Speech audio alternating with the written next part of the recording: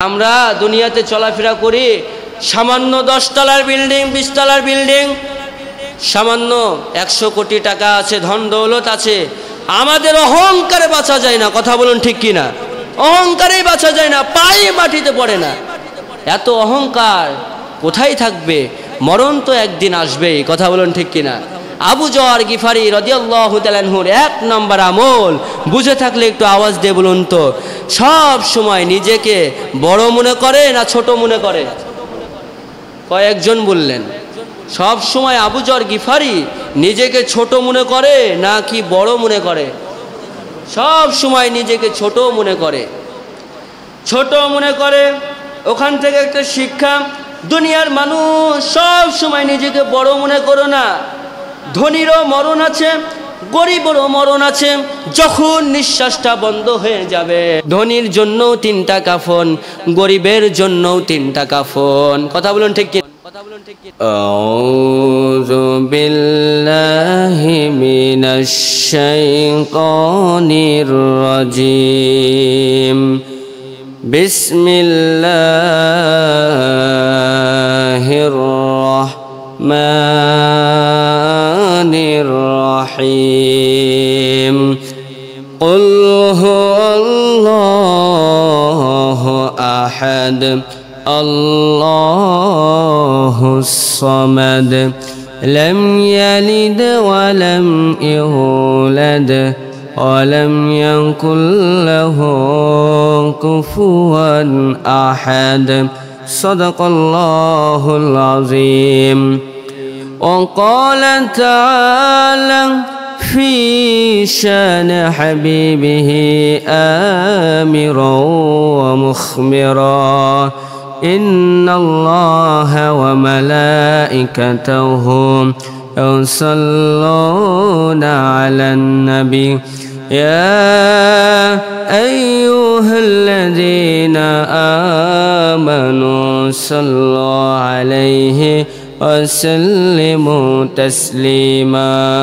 দুরুদ ইব্রাহিম পড়ি, যেটা আমরা প্রত্যেক নামাজে পড়ি। আল্লাহুম্মা সাল্লি আলা মুহাম্মাদ ওয়া আলা আলি মুহাম্মাদ কামা সাল্লাইতা আলা ইব্রাহিম ওয়া আলা আলি ইব্রাহিম ইন্নাকা হামিদুম মাজিদ। اللهم بارك على محمد وعلى آل محمد كما باركت على إبراهيم وعلى آل إبراهيم إنك حميد مجيد। ঈমানের পথে অবিচল থেকে আমার মরণ যেন হয়। ঈমানের পথে অবিচল থেকে আমার মরণ যেন হয়। তোমারই কাছে মিনতি আমার,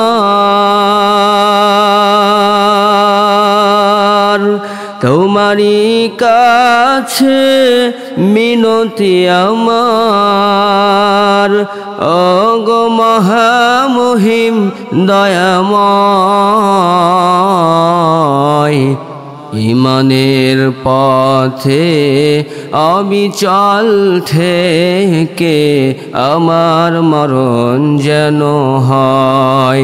ঈমানের পথে অবিচল থেকে আমার মরণ যেন হয়। আওয়াজ দিয়ে বলুন আমিন। আলহামদুলিল্লাহ। সম্মানিত আল্লাহর প্রিয় বান্দাগণ, আমরা সে মহান রবের দরবারে শুকরিয়া আদায় করছি যে মহান রব আপনাকে আমাকে মহব্বত করে, করুণা করে, দয়া করে, ভালোবেসে আজকে জুমার দিন, জুমার নামাজ আদায়ের লক্ষ্যে জুমা মসজিদে আমাদেরকে হাজির করলেন। সে আল্লাহ তাআলার দরবারে আমরা শুকরিয়া আদায় করছি। আমরা কণ্ঠ উঁচু করে আওয়াজ দিয়ে পড়ছি আলহামদুলিল্লাহ। আমরা প্রিয় নবীজির রওজায় দুরূদ পাঠাচ্ছি। যেই নবীজি কাল কিয়ামতের ময়দানে যদি সুপারিশ করে আমরা আল্লাহ তাআলার জান্নাতে যাওয়ার সুযোগ পাব, সেই দয়ার নবীজি রওজায় আমরা দুরূদ পাঠাচ্ছি, আমরা সকলেই পড়ছি সাল্লাল্লাহু আলাইহি ওয়াসাল্লাম। আলহামদুলিল্লাহ, আজকে আমরা আলোচনা শুনব মহাগ্রন্থ আল কোরআনুল কারীম থেকে। বলুন তো, কোরআনুল কারীম কার বাণী? কোরআনুল কারীম কার বাণী? আল্লাহর। এই কোরআন মুসলমানদের জন্য একটা সংবিধান। আল্লাহ রব্বুল আলামিন সংবিধান আকারে আল্লাহ রব্বুল আলামিন আপনার আমার দয়ার নবীজির ওপর নাজিল করে দিলেন। সুবহানাল্লাহ পড়ুন। এই কোরআনুল কারীমের মধ্যে কোনো ভুল আছে? কোনো সন্দেহ আছে? কোনো ভুল নাই, কোনো সন্দেহ নাই। আল্লাহ রব্বুল আলামিন সূরা বাকারার প্রথমে আল্লাহ রব্বুল আলামিন জানিয়ে দিলেন, আলিফ লাম মিম যালিকাল কিতাবু লা রাইবা ফীহ। ওহে মুসলমান মুমিন বান্দা বান্দিগণ, যেই কিতাব আমি তোমাদের ওপর দান করলাম, রসুলের ওপর নাজিল করলাম, এই কিতাব এই কোরআনুল কারীমের মধ্যে কোনো ভুল নাই, কোনো সন্দেহ নাই। সুবহানাল্লাহ পড়ুন। এই কিতাবটা এমন একটি কিতাব যেই কিতাবের মধ্যে কোনো ভুল নাই, কোনো সন্দেহ নাই। কিন্তু কিছুদিন পর পর দেখা যায় বাংলার জমিনে কিছু নাস্তিক ঘুরে বেড়ায় আর মাঝে মধ্যেই কোরআনের ভুল ধরে। কথা বলুন ঠিক কিনা? ভুল ধরে কোরআনের, কয় কোরআনের মধ্যে ভুল আছে, কোরআনের মধ্যে সন্দেহ আছে। বলুন তো, যদি মুসলমান হয়ে থাকে সেই কি মুসলমান থাকবে না কাফের হয়ে যাবে? সাথে সাথেই কাফের হয়ে যাবে। আল্লাহ রাব্বুল আলামিন বললেন, একটা মাত্র আয়াত না, একটা মাত্র আয়াত না, শুধু একটা মাত্র জের, একটা মাত্র জবর যদি কেউ কি করে সন্দেহমূলক ভিতরের মধ্যে ঢুকায়, তার সাথে সাথে ঈমান চলে যাবে, সাথে সাথে কাফের হয়ে যাবে। নাউযুবিল্লাহ পড়ুন। অথচ বাংলার জমিনে কিছু নাস্তিক তারা কোরআনের ভুল ধরে এবং কোরআনকে লাথি মারে, কোরআনকে অপমান করে। নাউযুবিল্লাহ পড়ুন। আমি কিছুদিন আগে সোশ্যাল মিডিয়াতে ফেসবুকে দেখলাম কি কোরআনকে লাথি মারতেছে। কোরআনকে যেমনভাবে কাগজ থাকে, কাগজ যেমন আমরা ছিঁড়ে ফেলি, ডাস্টবিনে ফেলে দিই, এইভাবে কোরআনকে লাথি মেরে কোরআনকে ছিঁড়ে ফেলে দিচ্ছে। নাউযুবিল্লাহ পড়ুন। বলুন তো, আল্লাহ রাব্বুল আলামিন সমস্তর ওপর ক্ষমতাশীল। আল্লাহ রাব্বুল আলামিন বলে দিয়েছেন, এই পৃথিবীতে যারা জুলুম করবে, হয় মানুষের ওপর জুলুম করুক, হয় কোরআনের ওপর জুলুম করুক, শেষ পরিণতি তার ভালো হবে না। কথা বলুন ঠিক কিনা? শেষ পরিণতি ভালো হবে? ফেরাউন টিকতে পারে নাই, নমরুদ টিকতে পারে নাই, উতবা টিকতে পারে নাই, সাইবা টিকতে পারে নাই। কথা বলুন ঠিক কিনা? আল্লাহর সাথে চ্যালেঞ্জ ছুড়ে দিচ্ছে, আল্লাহকে চ্যালেঞ্জ দিচ্ছে, বলতেছে আমি কোরআনুল কারীম ছিঁড়ে ফেললাম, আমি কোরআনুল কারীম অপমান করলাম, দেখি 7 দিনের মধ্যে, দেখি 1 সপ্তাহের মধ্যে, দেখি 1 মাসের মধ্যে আমার আল্লাহ কি করতে পারে। বলুন তো, আল্লাহ করতে পারে কি পারে না? বেউজ্জত করতে পারে কি পারে না? নমরুদকে বেউজ্জত করেছে, ফেরাউনকে বেউজ্জত করেছে, হামানকে বেউজ্জত করেছে। সে আল্লাহ এখনো আছে না নাই? সে আল্লাহ এখনো আছে। আল্লাহ বেউজ্জত করবে, লাঞ্ছিত করবে। আল্লাহ রাব্বুল আলামিন কোরআনের কারীমের মধ্যে বললেন, ইন্না বাউতুশা রাব্বিকা লাশাদীদ। আল্লাহ রাব্বুল আলামিন বললেন, আমার ধরা খুবই শক্ত, আমি যখন ধরবো কেউ ছাড় পাবে না। আমি আল্লাহ ধরি না, আমি আল্লাহ ধরলে ছাড়ি না। এই কোরআনুল কারীমকে যদি আপনি সম্মান করেন, এই কোরআন কারীমকে আপনি যদি ইজ্জত করেন, সম্মান করেন, তাওজিম করেন, এই কোরআনুল কারীম আপনাকে সম্মানিত করবে। সুবহানাল্লাহ পড়ুন। কোরআনুল কারীমকে যদি আপনি সম্মানিত করেন, এই কোরআনুল কারীমকে যদি আপনি ইজ্জত করেন, তাওজিম করেন, এই কোরআনুল কারীম আপনাকে সম্মানিত বানিয়ে দিবেন। সুবহানাল্লাহ পড়ুন। এই কোরআনুল কারীম এমন একটা কিতাব, যেই কোরআনুল কারীম কাল কিয়ামতের ময়দানে আমাদের পক্ষেও দাঁড়াবে, বিপক্ষেও দাঁড়িয়ে যাবে। কোরআনে কারীমের দলিল, কোরআনে কারীম দলিল জানিয়ে দিলেন, আও কামা হুজ্জাতুল লাকা ওয়া আলাইক। কোরআন বলতেছে কাল কিয়ামতের ময়দানে আমি ঈমানদারদের পক্ষে দাঁড়িয়ে যাব, বেঈমানদের পক্ষেও দাঁড়িয়ে যাব। আল হুজ্জাতু আও আলাইক, কোরআনুল কারীম জানিয়ে দিলেন। তাইলে কাল কিয়ামতের ময়দানে যদি আপনি কোরআনে কারিমের পক্ষে থাকেন তাইলে আপনার পক্ষে এই কোরআনুল কারিম দাঁড়িয়ে যাবে, সুবহানাল্লাহ পড়ুন। আর যদি বিপক্ষে থাকেন, কোরআনে কারিমকে যদি অসম্মানিত করেন, কাল কিয়ামতের ময়দানে অসম্মানিত করবে। কথা বলুন ঠিক কিনা? এই জন্য এই কোরআনুল কারিমকে সম্মান করার দরকার আছে না নাই বলুন? এই কোরআনুল কারিমকে সম্মান করব, এই কোরআনুল কারিম আমরা তেলাওয়াত করব। আল্লাহ রব্বুল আলামিন এই কোরআনুল কারিমের মধ্যে জানিয়ে দিলেন, যদি কোরআনুল কারিম তোমরা তেলাওয়াত করো, যদি কোরআনুল কারিম তোমরা বুঝো, যদি তাফসীর বুঝো, ব্যাখ্যা বুঝো, তাইলে তোমাদের ঈমানটা আমি আল্লাহ রব্বুল আলামিন বৃদ্ধি করে দিব। সুবহানাল্লাহ পড়ুন। আল্লাহ রব্বুল আলামিন জানিয়ে দিলেন, ইন্নামাল মুমিনুনাল্লাযীনা ইযা যুকিরাল্লাহু ওয়াজিলাত কুলুবুহুম وَإِذَا تُلِيَتْ عَلَيْهِمْ آيَاتُهُ زَادَتْهُمْ إِيمَانًا وَعَلَى رَبِّهِمْ يَتَوَكَّلُونَ। আল্লাহু আকবার বলুন। আল্লাহ রাব্বুল আলামিন বললেন, কোরআনুল কারীম যদি তেলাওয়াত করো, কোরআনুল কারীম যদি বুঝো, কোরআনুল কারীম যদি সে অনুভূতে যদি আমল করো, আল্লাহ রাব্বুল আলামিন তোমাদের ঈমানটা আরো মজবুত বানিয়ে দিবে। সুবহানাল্লাহ। আসুন কোরআনুল কারীম পড়বো, কোরআনুল কারীম মানবো, আল্লাহ রাব্বুল আলামিন সম্মানিত বানিয়ে কাল কিয়ামতের ময়দানে কোরআনুল কারীম যখন সুপারিশ করবে, আল্লাহ রাব্বুল আলামিনের জান্নাতে যাওয়ার সুযোগ আপনি আমি পাবো। তাইলে এই কোরআনুল কারীমকে আমরা সম্মান করব তো ইনশাআল্লাহ নাকি? এখনো বাংলার জমিনে দেখা যায় যারা কোরআনকে অপমান করে, যেই সমস্ত নাস্তিকরা অপমান করতেছে, অথচ তাদের বিচার এখনো করে না। যারা ক্ষমতার মসনদে বসে আছে, আমি তাদেরকে কঠোরভাবে বলতে চাই, এই কোরআনুল কারীমকে অপমান করেছে, এই কোরআনুল কারীমকে লাঞ্ছিত করেছে, এখনো পর্যন্ত আপনারা ক্ষমতার মসনদে বসে আঙ্গুল চুষতেছেন, এখনো পর্যন্ত আপনারা সঠিক বিচার করতে পারেনি। কথা বলুন ঠিক কিনা?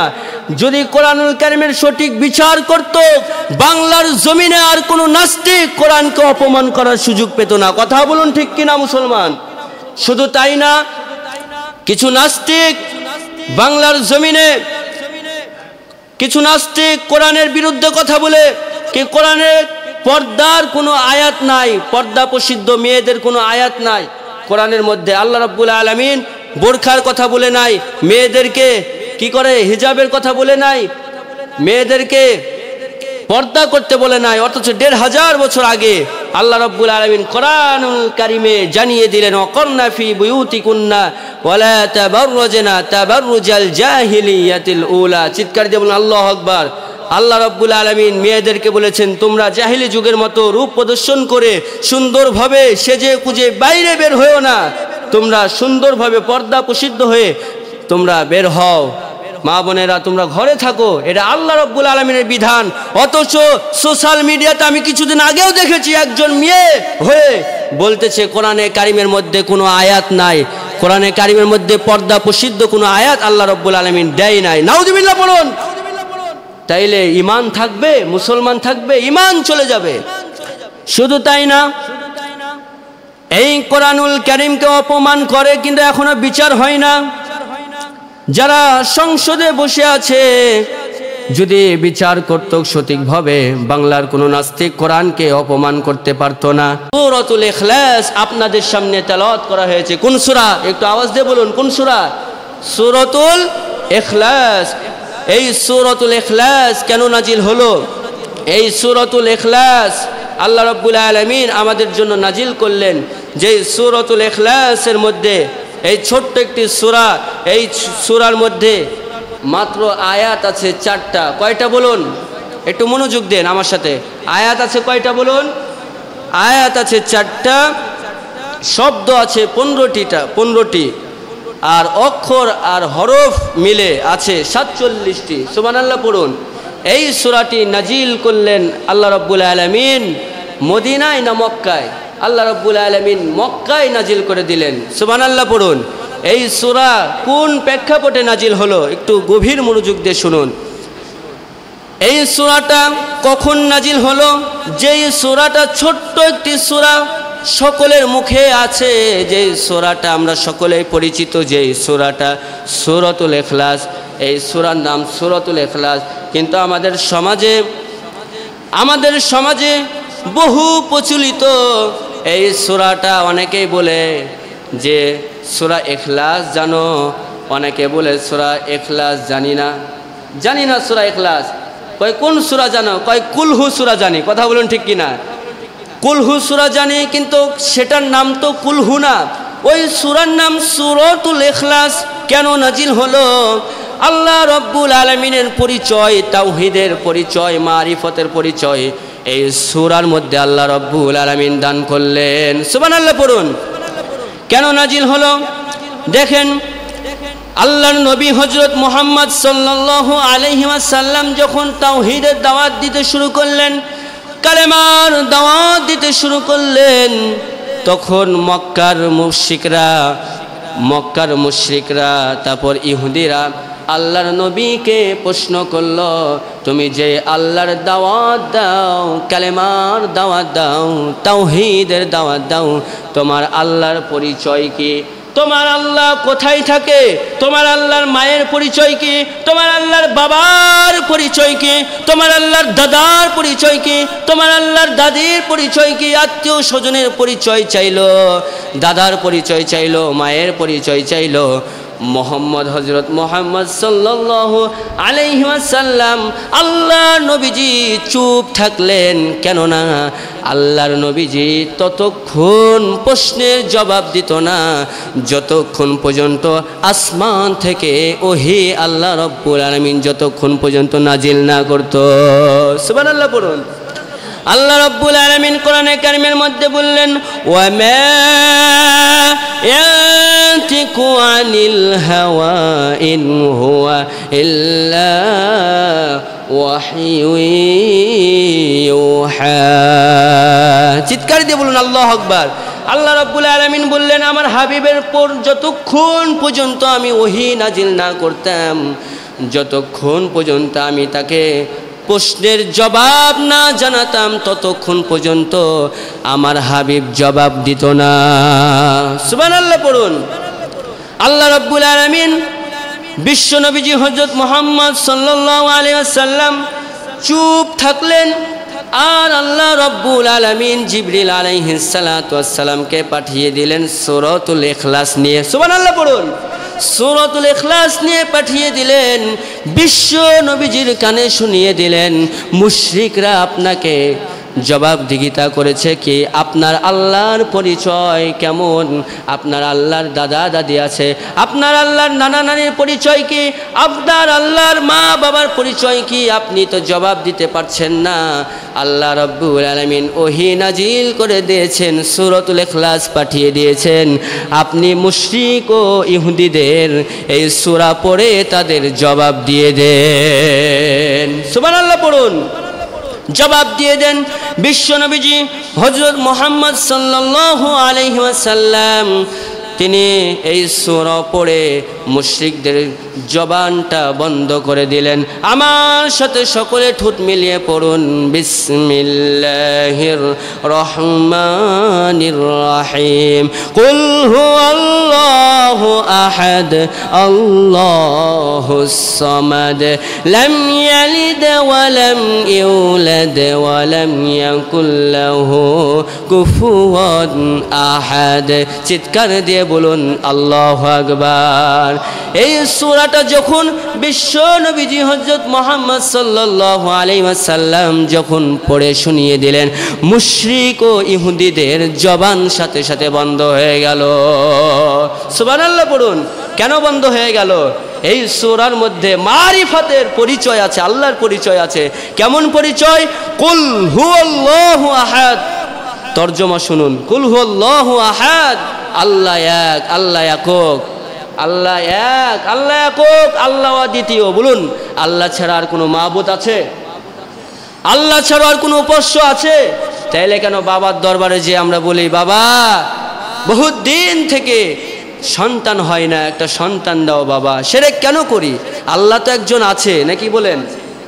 আল্লাহ এক, এই সূরার মধ্যে আল্লাহ পরিচয় দিয়ে দিলেন না, কুল হুয়াল্লাহু আহাদ, আল্লাহ এক, আল্লাহ একক, আল্লাহুস সামাদ, আল্লাহ কারো মুকাফিকি নন। সকল প্রাণীগুলো, মানুষগুলো আল্লাহর মুকাফিকি। সুবহানাল্লাহ পড়ুন। আমরা সকলে প্রাণী যতগুলো আছে, মানুষ থেকে শুরু করে সকলে আল্লাহর মুকাফিকি। আল্লাহ কি কারো মুকাফিকি? কারো মুকাফিকি নন। লাম ইয়ালিদ ওয়া লাম ইউলাদ, আল্লাহ কাউকে জন্ম দেয়নি, আল্লাহকে কেউ জন্ম দেয়নি। সুবহানাল্লাহ পড়ুন। আল্লাহকে কেউ জন্ম দিয়েছে? কেউ জন্ম দেয়নি। ওয়ালাম ইয়াকুল লাহু কুফুয়ান আহাদ, এবং শেষের আয়াত, আল্লাহর সমতুল্য এই পৃথিবীতে কেউ নাই। কেউ আছে বলুন? আল্লাহর সমতুল্য কেউ নাই। এই সূরাটা যখন মুশরিক ও ইহুদিদেরকে পড়ে শোনালেন, তখন মুশরিকদের জবানটা বন্ধ হয়ে গেল। সুবহানাল্লাহ পড়ুন। তাফসিরে মারিফুল কোরআনে এই শানে নুজুলটা এসেছে যে মুশরিকরা এইভাবে প্রশ্ন করেছিল আল্লাহর নবীকে। তাইলে এই সূরা আমরা সকলেই জানি, এই সূরার নাম কি বলুন? সূরাতুল ইখলাস। এই সূরাতুল ইখলাস যদি আমরা বেশি বেশি পড়ি, লাভ কি হবে? এই সূরার মধ্যে আল্লাহর পরিচয় আছে। এই সূরার যেমন আল্লাহর পরিচয় আছে, তেমনিভাবে সূরার অনেক ফজিলত আছে। সুবহানাল্লাহ পড়ুন। কয়েকটা ফজিলত বলে আজকের আলোচনা শেষ করব ইনশাআল্লাহ। বিশ্ব নবীজি হযরত মুহাম্মদ সাল্লাল্লাহু আলাইহি ওয়াসাল্লাম একদিন হযরতে জিবরিল আলাইহিস সালাতু ওয়াস সালামের সাথে কথা বলতেছেন। এমন তো মুহূর্তে বিশ্ব নবীজি হযরত মুহাম্মদ সাল্লাল্লাহু আলাইহি ওয়াসাল্লাম হযরতে আবু যর গিফারির সাথে একদিন কথা বলতেছেন। বিশ্ব নবীজি হযরত মুহাম্মদ সাল্লাল্লাহু আলাইহি ওয়াসাল্লাম এমন তো মুহূর্তে হযরতে জিবরিল আলাইহিস সালাতু ওয়াস সালাম আসমান থেকে আসলেন, আর এসে বিশ্ব নবীজিকে উদ্দেশ্য করে সালাম দিলেন। আসসালামু আলাইকুম ইয়া রাসূলুল্লাহ, আসসালামু আলাইকুম ইয়া হাবিবুল্লাহ। সালাম দিলেন, সালাম বিনিময় করলেন। তারপর আবু যর গিফারিকে ডাক দিয়ে বললেন, হযরতে জিবরিল, ও আবু যর, তুমি কেমন আছো? তোমার পরিবারের লোক কেমন আছে? হযরতে মুহাম্মদ সাল্লাল্লাহু আলাইহি ওয়াসাল্লাম আপনার আমার দয়ার নবীজি হযরতে জিবরিলকে ডাক দিয়ে বললেন, জিবরিল রে, তুমি যে আবু যর গিফারিকে কি তুমি আগ থেকেই চিনো? আবু যর গিফারিকে তুমি আগ থেকেই কি চিনো? জিবরিল আলাইহিস সালাতু ওয়াস সালাম বললেন, ইয়া রাসূলুল্লাহ, ইয়া হাবিবুল্লাহ, আমি জিবরিল আবু যর গিফারিকে শুধু চিনি না, আবু যর গিফারিকে আমি সহ আসমানের যত ফেরেশতা আছে সমস্ত ফেরেশতা আবু যর গিফারিকে চিনে। সুবহানাল্লাহ পড়ুন। বিশ্বনবীজি হযরত মুহাম্মদ সাল্লাল্লাহু আলাইহি ওয়াসাল্লাম বললেন, আবু যর গিফারিকে কেন চিনে? তার কি গুণ আছে? কেন চিনে আসমানের ফেরেশতাগুলো তুমি সহ? জিবরিল আলাইহিস সালাতু ওয়াস সালাম বললেন, ইয়া রাসূলুল্লাহ, ইয়া হাবিবুল্লাহ, আবু যর গিফারির দুইটা আমল আল্লাহর কাছে অধিক প্রিয়। কয়টা আমল বলুন? দুইটা আমল আল্লাহর কাছে অধিক প্রিয়। এক নম্বর আমল হযরতে আবু যর গিফারির এক নম্বর আমল হচ্ছে আবু যর গিফারি সব সময় নিজেকে ছোট মনে করে। সুবহানাল্লাহ পড়ুন। আর আমরা দুনিয়াতে চলাফেরা করি, সামান্য 10 তলার বিল্ডিং, 20 তলার বিল্ডিং, সামান্য 100 কোটি টাকা আছে, ধন দৌলত আছে, আমাদের অহংকারে বাঁচা যায় না। কথা বলুন ঠিক কিনা? অহংকারেই বাঁচা যায় না, পায়ে মাটিতে পড়ে না। এত অহংকার কোথায় থাকবে? মরণ তো একদিন আসবেই। কথা বলুন ঠিক কিনা? আবু যর গিফারি রাদিয়াল্লাহু তাআলা আনহুর এক নম্বর আমল, বুঝে থাকলে একটু আওয়াজ দিয়ে বলুন তো, সব সময় নিজেকে বড় মনে করে না ছোট মনে করে? কয়েকজন বললেন? সব সময় আবু যর গিফারি নিজেকে ছোট মনে করে না কি বড় মনে করে? সব সময় নিজেকে ছোট মনে করে, ছোট মনে করে। ওখান থেকে একটা শিক্ষা, দুনিয়ার মানুষ সব সময় নিজেকে বড় মনে করো না। ধনীরও মরণ আছে, গরিবেরও মরণ আছে, যখন নিঃশ্বাসটা বন্ধ হয়ে যাবে। ধনীর জন্য 2টা কাফন, ধনীর জন্য 3টা কাফন, গরিবের জন্য 3টা কাফন। কথা বলুন ঠিক কিনা? গরিবের জন্য, ধনীদের জন্য 3টা কাফন। বড়াই করো না, অহংকার করো না, একদিন মরণ হবেই।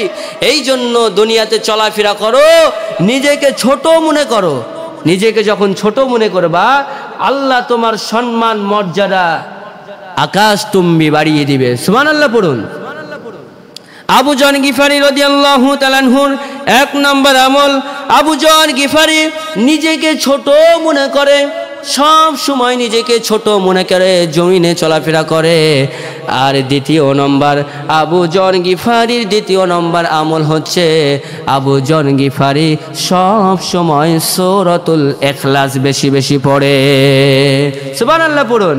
এই 2টা আমলের কারণে বিশ্ব নবীজি হযরত মুহাম্মদ সাল্লাল্লাহু আলাইহি ওয়াসাল্লামকে বলতেছেন, জিবরিল আলাইহিস সালাতু ওয়াসসালাম, এই 2টা আমলের কারণে আবু যর গিফারি রাদিয়াল্লাহু তাআলা আনহুর সম্মান মর্যাদা আল্লাহ রাব্বুল আলামিন বাড়িয়ে দিয়েছেন। সুবহানাল্লাহ পড়ুন। এই 2টা আমল আমরা করতে পারবো না ইনশাআল্লাহ? করতে পারবো তো ইনশাআল্লাহ নাকি? 2টা আমল করব। 1 নম্বর আমল, সব সময় আমরা নিজেকে ছোট মনে করব, সব সময় নিজেকে ছোট মনে করব, আমি ছোট, আমি ছোট। এই আমলটা করব। আর 2 নম্বর আমল, সূরাতুল ইখলাস আমরা বেশি বেশি পড়ব। যে সূরাতুল ইখলাসটা আমরা সকলেই পড়তে পারি, কুল হুয়াল্লাহু আহাদ আল্লাহুস সামাদ লাম ইয়ালিদ ওয়া লাম ইউলাদ ওয়া লাম ইয়াকুল লাহু কুফুয়ান আহাদ। এই সূরাটা বেশি বেশি পড়ব। পারবো না ইনশাআল্লাহ? আল্লাহ রাব্বুল আলামিন আমাদের সকলকেই কবুল করুক। আমরা সকলে পড়ছি আল্লাহুম্মা আমিন। আরেকটা ফজিলতের কথা বলেই আলোচনা শেষ করব। তাফসিরে নূরুল কুরআনের মধ্যে এসেছে, একজন গরিব সাহাবী, কি সাহাবী বলুন? একজন গরিব সাহাবী রাসূল সাল্লাল্লাহু আলাইহি ওয়াসাল্লামের কাছে এসে বলতেছেন, ইয়া রাসূলুল্লাহ, ইয়া হাবিবুল্লাহ, আমি খুবই গরিব, অভাবে আছি, অনটনে আছি, আমাকে কিছু আমল দেন, আমি যেন বড়লোক হতে পারি, আমার যেন অভাব দূর হয়ে যায়। বলুন, সেই আমল আছে না নাই? সেই আমল আছে না নাই কোরআনুল কারীমের মধ্যে? সেই আমলও আল্লাহ রাব্বুল আলামিন কোরআনুল কারীমে দিয়ে দিয়েছেন। কেমন আমল? বিশ্ব নবীজি হযরত মুহাম্মদ সাল্লাল্লাহু আলাইহি ওয়াসাল্লাম ওই গরিব সাহাবীকে 2টা আমল দিয়ে দিলেন। 1 নম্বর আমল হচ্ছে, তুমি যখন বাসায় যাবা, যদি কেউ না থাকে, তারপরও তুমি নিজেকে নিজে সালাম দিবা। সুবহানাল্লাহ পড়ুন। আজকে আমরা সালাম দিই, কই পিতা মাতাকে সালাম দিবা, ছেলে বাড়িতে যে কই পিতা মাতাকে সালাম দিতে লজ্জা লাগে। কি লাগে? লজ্জা লাগে। এমন সন্তান আছে না নাই? কিসের লজ্জা পিতা মাতাকে সালাম দিতে? আজকে সালামের প্রচলন নাই বলেই তো অশান্তি। ওই হুজুর একটু দোয়া করেন যেন শান্তি পায়। শান্তি নাই হুজুর, সংসারের মধ্যে কোনো শান্তি নাই। তোমার সংসারের মধ্যে আমলই নাই, তুমি আমল চালু করো। ভাই, আজকে তাফসির মাহফিল, কোরআন মাহফিল আর জুমার বয়ান, হুজুররা বয়ান করতেছে, আলেম ওলামা বয়ান করতেছে, তাফসির মাহফিলে বয়ান করতেছে ইমাম আলেমরা, অথচ মানুষের একটাই, হাজার হাজার তাফসির মাহফিল হচ্ছে, ওয়াজ মাহফিল হচ্ছে, কোনো দিকেই কমতি নাই। কিন্তু মানুষের কমতি একদিকেই কমতি, সেটা হচ্ছে মানুষের আমল। কি বলুন? মানুষের আমল। এই আমলের দিকটা মানুষের কমতি। আর আল্লাহ রাব্বুল আলামিন বললেন, আমল না ছাড়া কখনো আমি জান্নাত দিব না। আমলের দিকটাই কমতি, আমরা আমল করতে চাই না। এক কান দিয়ে শুনি, আরেক কান দিয়ে আমরা বের করে দিই। এই পর্যন্তই শেষ। আজকে জুমাতে যা আলোচনা শুনলাম, একটাও যদি আপনি আমল করেন, তারপরেও ওই আমলটাই জান্নাতে যাওয়ার জন্য সহজ হয়ে যাবে। সুবহানাল্লাহ পড়ুন। প্রিয় নবীজি হযরত মুহাম্মদ সাল্লাল্লাহু আলাইহি ওয়াসাল্লাম বলেন, আখলিস দীনাকা ইয়াকফিকাল আমালুল কলিল। তুমি এমনভাবে আমল করো ইখলাসের সহিত, আল্লাহকে রাজি খুশি করার জন্য আমল করো, যে আমলটা যদি ছোটও হয়, ওই আমলটাই জান্নাতে যাওয়ার জন্য সহজ হয়ে যাবে। সুবহানাল্লাহ পড়ুন। তুমি আমি জান্নাতে যাওয়ার জন্য সহজ হবে। আমল করেন, ছোট্ট ছোট্ট আমলগুলো করেন। যদি বেশি বড় না আমল করতে পারেন, ছোট ছোট আমলগুলো করেন। এই সূরাতুল ইখলাস পড়তে কয় ঘন্টা লাগবে বলুন তো? 10 ঘন্টা লাগবে? 100 ঘন্টা লাগবে? ছোট্ট সূরা, মাত্র কয়েক মিনিট লাগবে, আপনি আমল করেন। প্রিয় নবীজি হযরত মুহাম্মদ সাল্লাল্লাহু আলাইহি ওয়াসাল্লাম গরীব সাহাবীকে আমল দিয়ে দিলেন। 1 নাম্বার আমল, তুমি যখন বাসায় যাবা, কেউ না থাক, তুমি নিজেকে নিজে সালাম দিবা। 1 নম্বর আমল।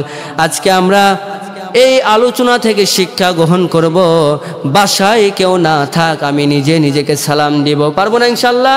আল্লাহ তুমি সকলকে কবুল করুন, বলুন আমিন। দ্বিতীয় নম্বর আমল হচ্ছে, ও গরীব সাহাবী, তুমি দ্বিতীয় নম্বর আমল করবা, তুমি সব সময় সূরাতুল ইখলাস বেশি বেশি পড়বা। সুবহানাল্লাহ পড়ুন। সব সময় কোন সূরা পড়বা? সূরাতুল ইখলাস। সাহাবী আমল নিয়ে চলে গেলেন। কি নিয়ে চলে গেলেন?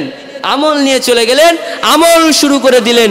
কয়েকদিন পর বিশ্ব নবীর কাছে এসে বলতেছেন, ইয়া রাসূলুল্লাহ, ইয়া হাবিবুল্লাহ, আমার অভাব অনটন সবগুলো দূর হয়ে গেছে। সুবহানাল্লাহ পড়ুন। এই আমল দিলেন, এই আমল করার বিনিময়ে আল্লাহ রাব্বুল আলামিন অভাব অনটন সব দূর করে দিয়েছে। আমাদের কি খুবই কষ্ট হবে 2টা আমল করা? খুব একটা মনে হয় কষ্ট হবে না। আসুন আমল করি। তারপর এই সূরা যদি আমরা 100 বার পড়তে পারি, প্রত্যেক দিন 100 বার, কতবার বলুন? 100 বার। ফজিলতের কথাগুলো বলতেছি। 100 বার যদি এই সূরা পড়তে পারি, ঘুমানোর সময় ডান দিকে ঘুমাই না আমরা, ডান দিকে কাঁধ হয়ে আমরা ঘুমানোর সময় প্রিয় নবী হযরত মুহাম্মদ সাল্লাল্লাহু আলাইহি ওয়াসাল্লাম নিয়ম শিখিয়ে দিয়েছেন কি ঘুমানোর সময় ডান দিকে ঘুমাবা তোমরা। ডান দিকে ঘুমিয়ে তোমরা দোয়া কালাম পড়ে শুবা। তাহলে দোয়া কালাম পড়ে যেহেতু শুব, তাহলে সূরাতুল ইখলাস যদি আমরা 100 বার পড়ি, কতবার বলুন? 100 বার যদি পড়ি, প্রিয় নবী হযরত মুহাম্মদ সাল্লাল্লাহু আলাইহি ওয়াসাল্লাম, এটা তাফসিরে নূরুল কোরআনের মধ্যে এসেছে।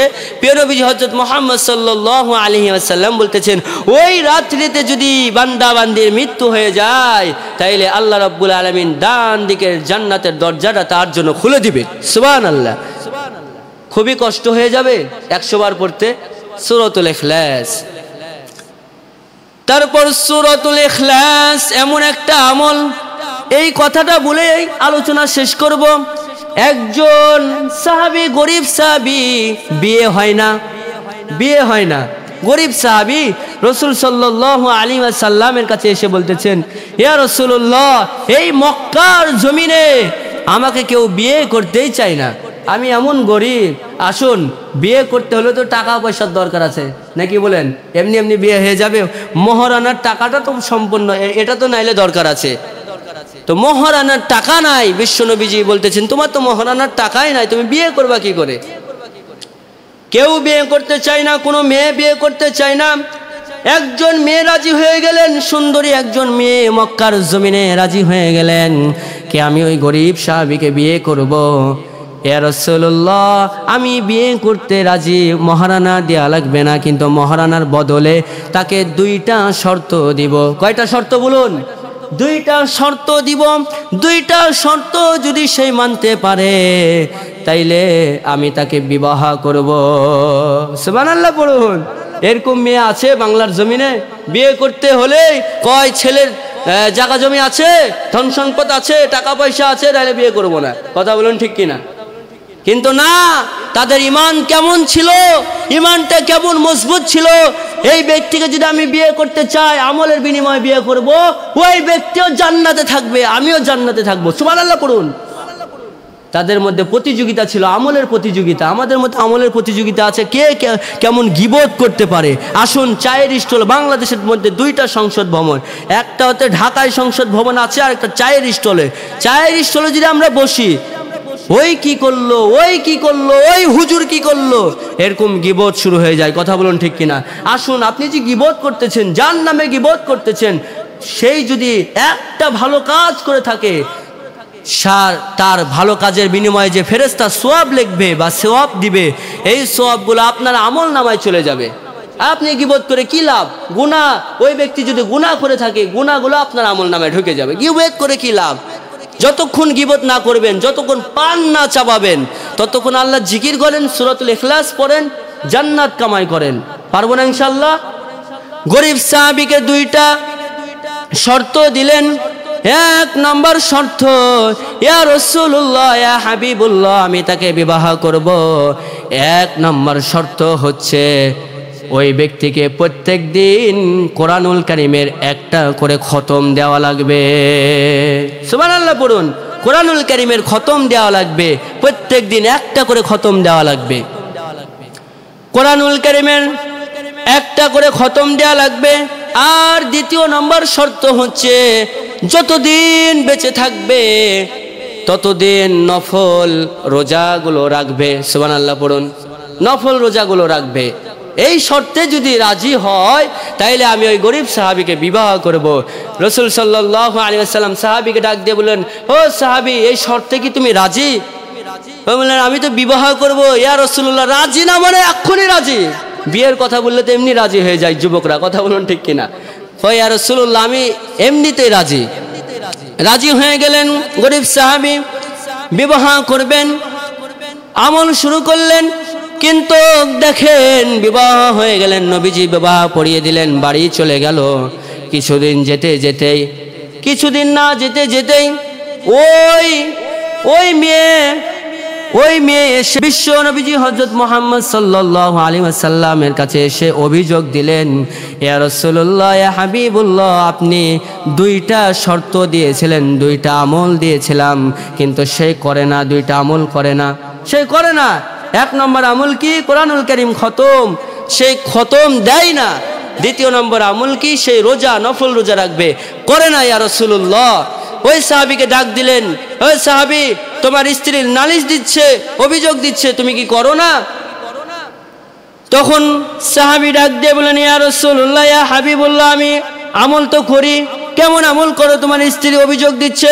কয়, ইয়া রাসূলুল্লাহ, আপনি তো বলে দিয়েছেন কোনো ব্যক্তি বান্দা বান্দি যদি সূরাতুল ইখলাস 3 বার পড়তে পারে, কয়বার বলুন?